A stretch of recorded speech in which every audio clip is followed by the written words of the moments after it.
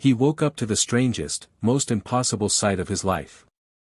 The early morning sunlight filtered through the blinds, casting streaks across his small living room, and there, impossibly, standing in the middle of his apartment with a look of fierce authority and undeniable disbelief, was the woman he had only ever seen in boardroom photos and business magazines.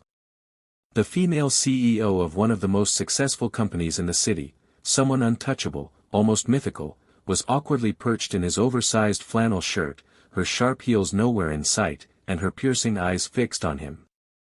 Jason, a 35-year-old single dad whose life revolved around balancing his job, his son's unpredictable moods, and sleepless nights, froze. Not because he was scared, but because his life had somehow collapsed into a scene he couldn't comprehend. He couldn't move, couldn't breathe, couldn't speak. And yet, in that impossible moment, everything about his carefully constructed, mundane world suddenly felt insignificant. If you believe in kindness and second chances, make sure to like, comment, share, and subscribe to Grandma Diery. Jason's mornings were usually predictable: a cold cup of coffee, cereal for his 7-year-old son, and a constant juggling act of work emails and homework supervision. But the night before had been chaotic. A power outage, an accidental mix-up of deliveries, and his son's insistence on telling ghost stories until midnight had left him half asleep on the couch. How she ended up there, in his shirt, was a puzzle that would have taken any sane person hours to untangle. But standing in front of him, with her usual poise now tangled in something entirely human, she said a single line that rooted him in place: "I need your help." Her voice was calm, but behind it was a tremor of vulnerability Jason had never imagined a person like her could possess. The woman who negotiated billion-dollar deals and commanded boardrooms with a glance was now asking for guidance from a man who had never even been to a corporate event, a man whose life revolved around laundry, lunchboxes, and bedtime stories. Jason's first instinct was disbelief, then fear, then a flicker of compassion. He noticed the subtle signs: the way her shoulders slumped when she thought no one was watching, the quiet tension in her jaw, the way her usually perfect hair had a strand falling over her sharp blue eyes.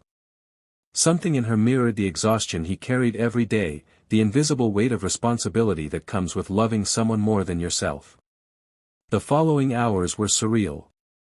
She stayed, sharing pieces of her life that no PR team would ever allow to be public. She confessed about boardroom betrayals, late-night decisions that left her lonely, and the gnawing fear that her ambition had cost her the one thing she truly wanted: connection.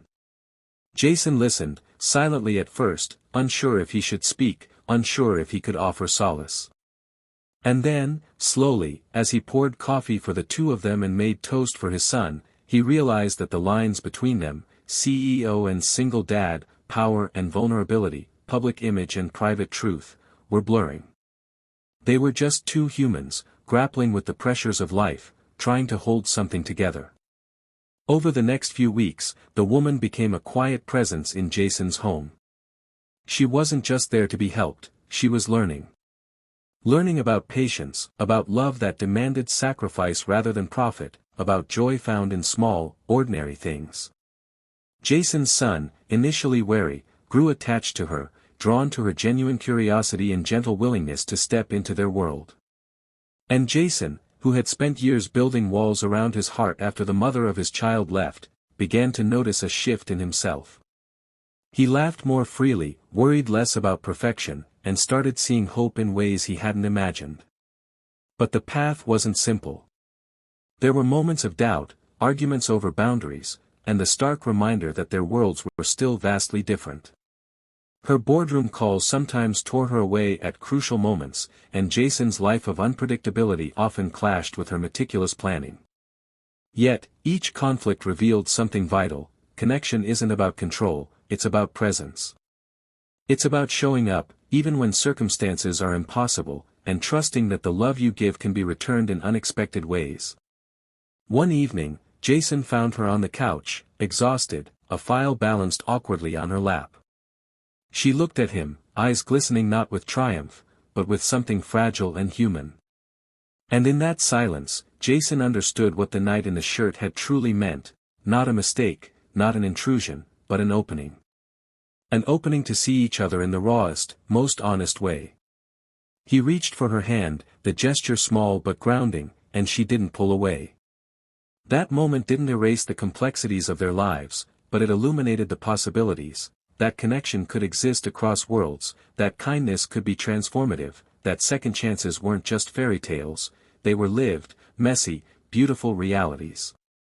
Months later, Jason's apartment felt different.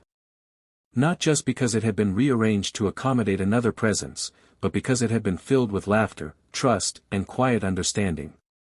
The CEO wasn't just a guest anymore, she was a part of their imperfect, extraordinary family. Jason still had late nights of worry, and she still had impossible deadlines to meet, but they faced them together. And for Jason, who had thought life's surprises were often cruel, he now understood that sometimes, the universe delivered miracles in the form of human hearts, brave enough to reach for one another. If this story touched your heart, please like, comment, share, and subscribe to Grandma Diery.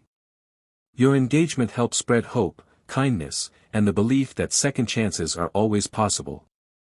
Before you go, leave a comment about a moment in your life where unexpected kindness changed everything. You never know who might read it and be inspired. Jason's life had started with a frozen morning, a surreal impossibility, and a line that stopped his breath. But it became a story of resilience, empathy, and love that didn't demand perfection, just presence. In the end, what truly mattered wasn't who held power, or who controlled outcomes, but who showed up when it counted.